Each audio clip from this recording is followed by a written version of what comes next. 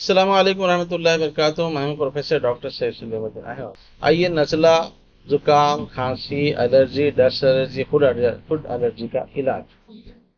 तिर्याक नज़ला सुबह में एक, शाम में एक टैबलेट रोजाना गर्म पानी के साथ इस्तेमाल करें। इसके अज्जा हैं, आप बनाकर इस्तेमाल कर सकते हैं। खसखस 20 ग्राम, अजवाइन खुरासानी 10 ग्राम, तुख्मे काहू 10 ग्राम, धनिया 4 ग्राम, हब्बुलास 4 ग्राम, फूले गाजुबान 4 ग्राम, उस्तखुदुस 4 ग्राम, कतीरा 4 ग्राम, मोमक्खी 4 ग्राम और गुले सुर्ख 4 ग्राम। ये 68 ग्राम्स के होते हैं। पीस कर आप 1 ग्राम की गोली बनाइए सुबह में एक, शाम में गर्म पानी के साथ। अगर आप चाहिए तो 500 रुपये में 60 गोली आपको मिलेंगे। 1 महीने का कोर्स मिलेगा। 300 रुपये हमारी फीस है, 100 रुपये भेजने के चार्जेस।